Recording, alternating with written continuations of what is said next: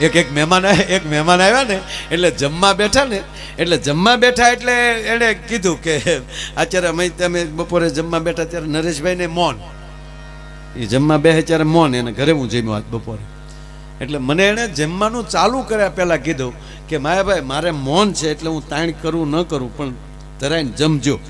પણ બેન નહીં તો એને વધે એમ તાણીમાં કાંઈ ઘટ્યું જ નહોતું, એ તો કોઈ સવાલ નહોતો.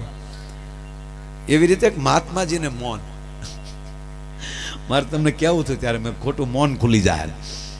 એક મહાત્માજી જમતી વખતે આપણે સાંઈરામભાઈ મૌન રાખે, સાંઈરામભાઈ દવે એ જમે ત્યારે મૌન રાખે. હા, જમતા ઘણા નથી બોલતા, નરેશભાઈ તે જમતી વખતે મૌન રાખે. એમ એક મહાત્માજીને બારોટજી વ્રતનું મૌન, આવું વ્રત કે જમતા વખતે બોલવું નહીં. તે સેવકમાં જમવા ગયા અને પાછું મહાત્માજીને નિયમ થાળીમાં પડ્યું નહીં રહેવા દેવા, જે થાળીમાં આવ્યું હોય એ જમી જવાનું. એટલે મહાત્માજી જમવા બેઠા એટલે 2 શાક પીરસાણા, રોટલી દાળ ભાત. પણ શાક પીરસાણા ને એમાં મહાત્માજીએ મૌન ધારણ કરીને જમવાનું ચાલુ કર્યું. એટલે પાછું નિયમે એ કે થાળીમાં પડ્યું ન રહેવું જોવે. એ જેવું જમવાનું કર્યું એટલે તુરિયાનું શાક હતું એ આમ કરીને મોઢામાં મૂક્યું, કડવું ઝેર. મહાત્માજી કે મર્યા, હવે આ પડ્યું મુકાય નહીં. પણ મહાત્માજીએ વિચાર શું કર્યો, પેલા તુરિયાનું શાક ખાઈ જાવ પછી આ બટેટાનું ખાવ તો આપણું મોઢું સરખું થઈ જાય. એટલે મહાત્માજીએ ઝડપથી તુરિયાનું શાક ઉપાડી ગયા. તે ઓલા ગરધણીને ઓલા બેનને શું થયું, અરે રે બાપુને તુરિયાનું શાક ભાવ્યું. બાપુ કે પાછું જીક્યું. 2 વાર તો બાપુ ખાઈ ગયા, પણ બાપુની જીભે તે કડવી કુકડું વળી ગયેલી. હા, અને 3જી વાર જ્યાં બેન દેવા આવ્યા તો મહાત્માએ મૌન ખોલ નાખ્યું, એ તારું બાપ કડવું છે, આજ પછી કે જમતા મૌન રાખે એ બીજો. મહાત્માનું મૌન પૂરું કરાવી નાખ્યો. હા, એટલે વાત એ છે કે જીવનમાં આનંદ, હું બધું તમારે સામે આનંદ કરવાનો, પણ આજે મા બહુચરાજીના ચોકમાં બેઠા છે. ચાચર ચોક છે, સંખલપુર ધામ છે, આ વિસ્તાર છે. અમુક આપણી ધરતીની ગરિમા છે. એટલે આવા વિસ્તારમાં આવી જગ્યાએ જ્યારે સાહેબ દર્શન કરવાનો માણસને અતિ લાભ મળતો હોય તો અમે અમારી જાતને એ માટે ધન્ય અનુભવે છીએ કે અહીંયા બોલવા મળે છે. અને આપણે બધાય ભાગશાળી છીએ. અત્યારે તમે તમારી ગૂગલને પૂછો કે આ દેશની સંખ્યા કેટલી, વસ્તી કેટલી, 140 કરોડ. હાલો ને, આપણે 140 કરોડ કહીને ત્યાં કરોડ વધી ગયા. એટલે હાશી સંખ્યા તો મળવાની જ નથી. આ દેશ મળે જ નહીં, તો કુદરતી અવતરણ છે. તો અકબર ને બિરબલ ને કીધું કે બિરબલ જે જહાં આપણા દિલ્હીમાં કાગડા કેટલા છે? એટલે બિરબલે કીધું 20,000. આ તો રાજા કે ભાઈ ગણતરી ચાલુ કરાવી ગયો, કાગડા ગણતરી ચાલુ થઈ. બિરબલ ઘરે આવ્યો તેની ઘરવાળીએ કીધું તમે તે પણ હળગતું લ્યો. આ ઓલો ડોહો ગણવા મીડ્યો.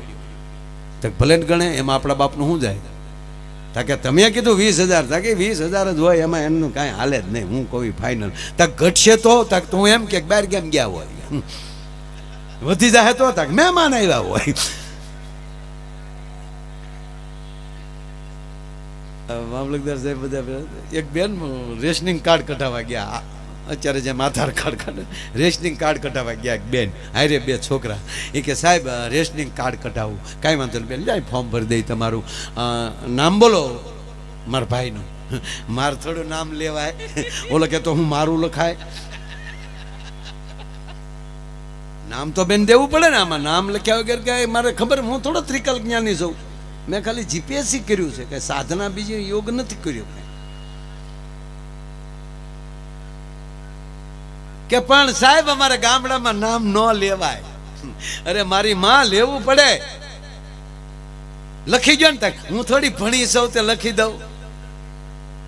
કે પણ નામ તો લેવું પડે.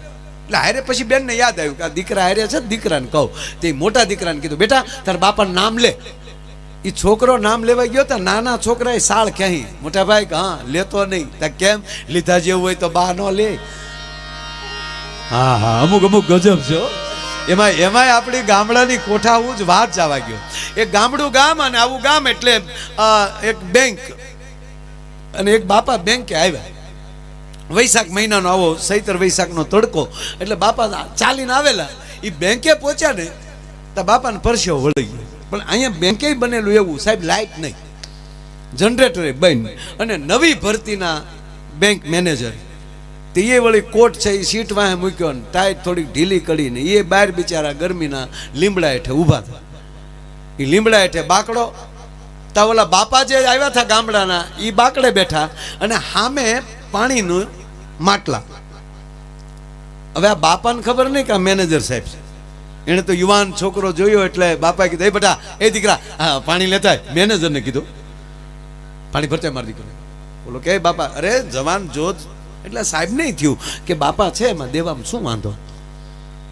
મેનેજર સાહેબ પોતે પાણી લોટ આપ્યો તો વળી બાપા એ લોટે મોઢું ધોયું ભરતો મારો બાપ ભરતો આવ્યો પાછો આપ્યો એનાથી વળી પગ ઓલા તળિયા તપી ગયેલા તે પગ એક લોટો એ ધોયું. જાજા મારો દીકરો ભરતો ત્રીજો લોટો આપ્યો ત્યારે બાપાએ પીધું. ભગવાન તારું સારું કરશે મારા ભાઈ. વાહ યુવાન વાહ મારો બાપ. સાહેબને ગમ્યું વાહ વડીલના આશીર્વાદ તો મળ્યા. થોડીક વાર થઈ તો લાઈટ આવી ગઈ સાહેબ ઓફિસમાં અને બાપાને મળવાનો વાર. અને હકીકત કહું સાહેબ આમાં એમાંય તમને કહું આ નાના બાળકોની હાજરીમાં ઘરે કઈ ખેલ નાખવા એટલે એને પતિએ કીધું કે હાલને આજ રવિવાર છે ફિલ્મ જોઈ આવી. એટલે એની પત્નીએ કીધું કે આ છોકરા મોટા થયા હવે પછી ઘરની ફિલ્મ જોવો. તાકે ના હું છોકરાને સમજાવી દઉં આપણે બેને જ જાવું છોકરાને સમજાવી દઉં. એટલે એને છોકરાઓને કીધું બેટા હું ને તારા મમ્મી બે નરેશભાઈ ત્યાં સપ્તાહ છે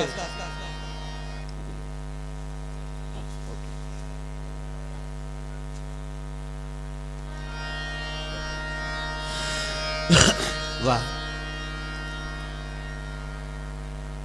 ત્યાં અમે 3 કલાક આજ રવિવાર છે એટલે જાય છે. કલાક 1.5 કલાક જાતા નહીં, કલાક 1.5 કલાક આવવાની, 2-3 કલાક ત્યાં ખોટી થશે એટલે 4-5 કલાકે અમે પાછા વી આવશું. અને પિક્ચરનો રખડવાનો બધો ટાઈમ લઈ લીધો. 4-5 કલાક પછી ઘરે આવશું એટલે શાંતિથી છોકરા બેસજો. તો કે ઓકે પપ્પા જાઓ. કથાનું કે નીકળ્યા સત્યનારાયણ ભગવાનની કથા ભાગવત નહીં સત્યનારાયણ ભગવાનની કથા જાય છે. એ કથાનું કી નીકળી ગયા. હવે અહીંયા ઘરે છોકરા બે બેઠા હતા એટલે મેં મોટા છોકરાએ નાનો ભાઈને કીધું ભાઈ કે હા મમ્મી પપ્પા તો 4-5 કલાક ઘરે આવવા નથી ને કે ના તો હાલને આપણે ફિલ્મ જોઈ આવીએ. ઇન્ટરવેલ પીડ્યું ને તો હામી ખુરશીમાં એના બાપ ખોડાયેલા. એટલે ટાબરિયાઓ તમે હતા કે અમે શીરો ખાવા આવ્યા સત્યનારાયણનો બાપા. બાળકોની મોટે ખોટું ન બોલાય સાહેબ. હા અને મહેરબાની કરીને એની હાજરીમાં ઝઘડતા તો નહીં જ. એમાં સિટીના માણસો તો જે ઝઘડે ને આમાં પોછા ઝઘડે. અમારે ગામડાની ઘોડે નહીં ગામડામાં તો જમાવટ કરી લે કારકા કોકો. પણ સિટીના માણસો સુધરેલા બાંધે ને એ પોચું બાંધે. તમે ચાવ કૂતરા જેવા છો. ધાવળી વાળા સાહેબ તું પણ કૂતરી જ છે ને. નહીં તમે કૂતરા નહીં તું કૂતરી. તો છોકરા બોલ્યા અમે તો ગલુડા ને બાપા. આ બાળકો સામે ન રખાય સાહેબ.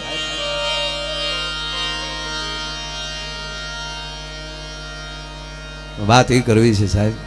ભગવાન કૃષ્ણ અર્જુનને કહે છે કે આવતીકાલે તારો અજ્ઞાતવાસ પૂરો થાય છે અને હે અર્જુન આ વાત એ કરું છું શક્તિ ક્યાં પહોંચે છે. અર્જુન આવતીકાલે તારો અજ્ઞાતવાસ પૂરો થાય છે. અંધારી રાત છે. અંધારામાં બે ભગવાન કૃષ્ણ અને અર્જુન બે ઊભા છે. જો એક પૂર્ણ પુરુષ છે ને એક પૂર્ણ પુરુષોત્તમ છે. અર્જુન પછી બીજો કોઈ આ ધરતી ઉપર પૂર્ણ પુરુષ જન્મ નથી. આ નરું સત્ય છે. ભગવાન કૃષ્ણ અર્જુનને કહે છે કે અર્જુન આવતીકાલે મહારાજ દ્રુપદે એમની દીકરી દ્રૌપદીનો સ્વયંવર રાખ્યો છે. સાંભળજો સાહેબ આ વાત મને બહુ ગમે છે. એ સ્વયંવરમાં તારે ભાગ લેવાનો છે. અને સાંભળી લે અર્જુન, તો અંદર દ્રઢતાથી ગાંઠ બાંધી લે. હુકમ કહેતો હુકમ, પણ કૃષ્ણ તને કહે છે કે કાલનો સ્વયંવર તારે જીતવાનો છે, દ્રૌપદીને વરવાનો છે.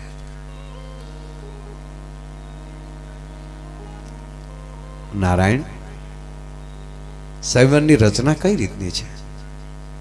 મોટો પાણીનો હોજ છે. ભગવાન કૃષ્ણ કહે છે, અર્જુન મોટો પાણીનો હોજ છે, એની અંદર ત્રાજવું છે, એના બે પલ્લામાં પગ રાખવાનો છે. યુવાન મિત્રો આ વાત ખાસ સાંભળે. વડીલો તો બરાબર છે, એને તો સાંભળી હોય છે, પણ યુવાનોને કહું છું, આ કૃષ્ણ કહેવા શું માગે છે? પાણીનો હોજ છે, એની અંદર ત્રાજવું છે, ત્રાજવાની ઉપર માછલી ફરે છે, પલ્લામાં પગ રાખવાનો છે, તારી સંતુલનતા ન ગુમાવતો, અને પાણીમાં જોવાનું છે, અને ઉપર માછલી વીંધવાની છે. જોવાનું છે પાણીમાં પ્રતિબિંબ, એ પ્રતિબિંબ જોઈ અને ઉપર માછલી વીંધવાની છે. અને એમાં સહેજે તે તારી સંતુલનતા ગુમાવી, તારી ધૈર્યતા, તારી સ્થિરતા તે ગુમાવી, તો પાણીના હોજમાં પડીશ, પછી બીજી વાર પાછું આવવાનો અવસર નહીં મળે. એકવાર પડ્યો એટલે ફેલ. અને સાંભળી લે અર્જુન, હવે અઘરું લાગે છે બારોટજી. ભગવાન કૃષ્ણ એટલું કીધું કે એમાંલી તું નિષ્ફળ ગયો તો પછી તારે મારે ક્યારેય મળવાનું થતું નથી. વિષય પૂરો થઈ જાય. પણ મહાભારત કાળની શરૂઆત આથી અર્જુન થાય છે. જો દ્રૌપદીને વરે તો જ આગળ વિષય ચાલે. પરિત્રાણાય સાધુનામ વિનાચાય ચ દુષ્કૃતામ ધર્મ સંસ્થાપનાર્થાય સંભવાની યુગે યુગે. અર્જુન અવતર્યો છું, સંતોનું તો પરિત્રાણ કરી નાખીશ, પણ વિનાચાય ચ દુષ્કૃતામ, દુષ્કૃત્યોનો વિનાશ નહીં કરી શકું. ભગવાને માણસોને માર્યા ઓછા, તાર્યા વધારે. એની અંદર જે ગુણ તત્વો અવળા હતા, ગુણોને હંગરી રાખ્યા. દુષ્કૃત્ય કરનાર વ્યક્તિના જે કૃત્ય હતું એ ખતમ કર્યું છે. આ ભગવાન કૃષ્ણ, ભગવાન રામ ને ભગવાન શું કામ છે? કામ બહુ મોટા કર્યા. પહેલું ભગવાન કૃષ્ણ એ પહેલું કામ કર્યું ને તો જળ સ્વચ્છતા અભિયાન. કાળોંદરીની અંદરથી કાળી નાગને નાથ્યો. પાણી કેવું થઈ ગયું હતું? પાણી ઝેરી થઈ ગયું હતું કાળી નાગને હિસાબે. સાંભળજો આ વાત. કાળી નાગ એ યમુનાજીમાં હતો, એના ઝેરથી પાણી એટલી બધું ઝેરી થઈ ગયું હતું યમુનાનું કે કોઈ ગાય જો પશુ પ્રાણી પક્ષી કોઈ પાણી પીવે એટલે મરી જાય. એટલે યમુનાથી દૂર રહેતા હતા. એટલે કાળી નાગને ભગવાને નાથ્યો. નરસિંહ મહેતાની સરસ કવિતા છે, એ જળ કમળ છાંડી જાને બાળા. તમે સાંભળો, કૃષ્ણ સળ સ્વચ્છતા અભિયાન કરવા ગયા ને,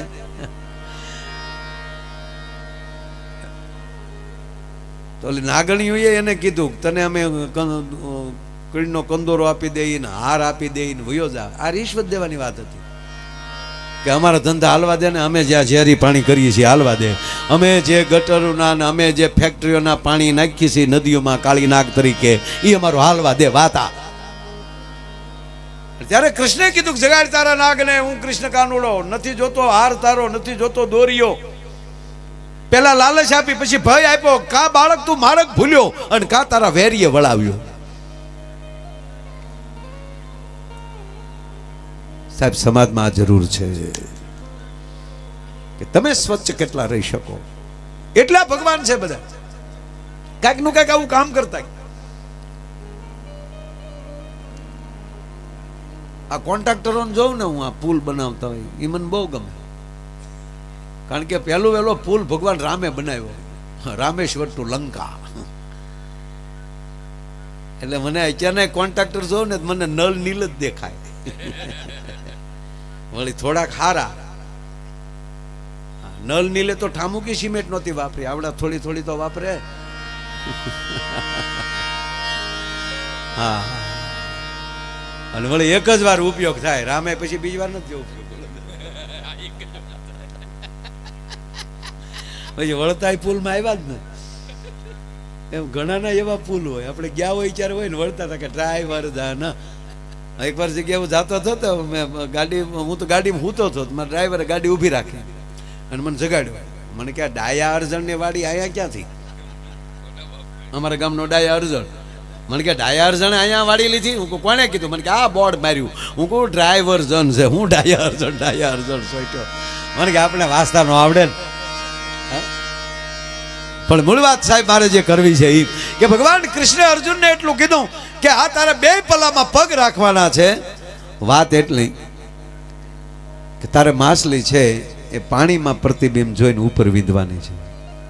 યુવાનો પગે લાગીને કહું, આ કૃષ્ણએ કીધું ને એ ધ્યાનમાં રાખજો. વિંધવાનું ઉપર હોય ને ધ્યાન બીજે હોવું જોઈએ. નકર આ દુનિયાને ખબર પડી જાય ને કે તમે આ કરવાના છો,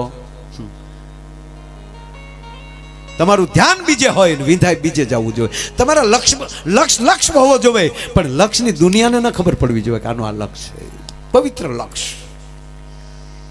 એટલે ભગવાન કૃષ્ણે કીધું કે ભાઈ જો તું આ નહીં કરે તો મારો ને તારો વિષય પૂરો. અને ત્યારે ભગવાન કૃષ્ણ અર્જુનને કહે છે કે નારાયણ, પલ્લામાં પગ મારે રાખવાના, સંતુલનતા મારે જાળવવાની, પ્રતિબિંબ મારે જોવાનું અને મારે માછલી વિંધવાની. તમે શું મારા માટે કરશો? આમાં મને કહો. હાલો, બધું મારે જ કરવાનું.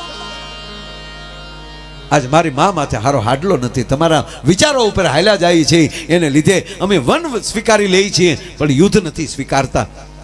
આ તમારું કીધું કરે જાય છે. આજ અમારી માથે, મારા મા માથે સારો સાડલો નથી. કૃષ્ણ, તમારે કાંઈ અમારા માટે કરવાનું જ નહીં. અને ત્યારે ભગવાન કૃષ્ણે કીધું કે અર્જુન, તારી જ આ શક્તિ પૂરી થઈ જાય અને પછી જે ન થાય ને એ બધું કાર્ય હું કરતો હોઈશ.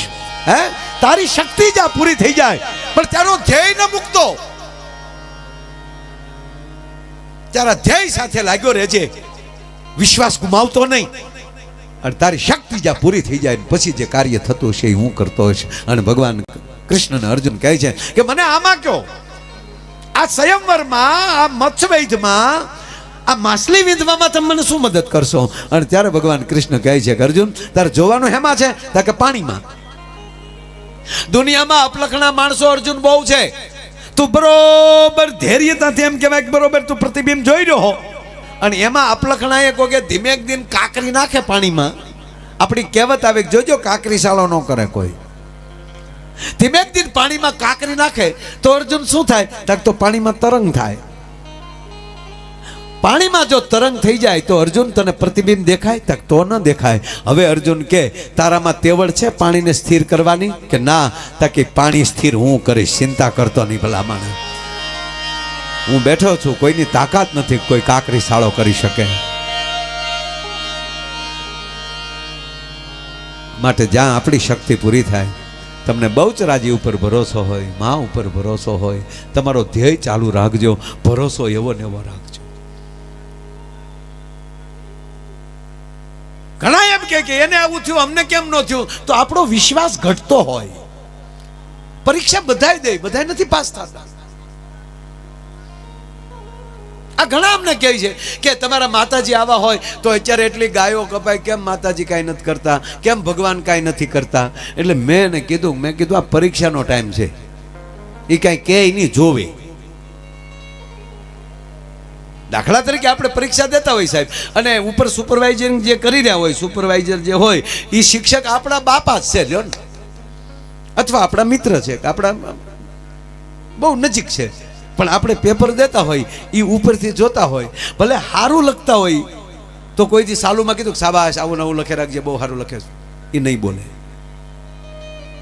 અને ખોટું લક્ષાવ તો એમ નહીં કે નાપાસ થાય તો ફેરવે, તે નહીં કે, કારણ કે તે જોવે છે.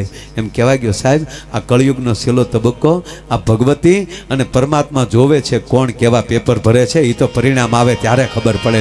આપણે કેટલું આમાં કરી શકીએ છીએ, આપણે કેટલી સ્વચ્છતા રાખી શકીએ, આપણે કેટલો રાષ્ટ્ર પ્રેમ રાખી શકીએ, આપણે કેટલું પર્યાવરણનું જતન કરી શકીએ.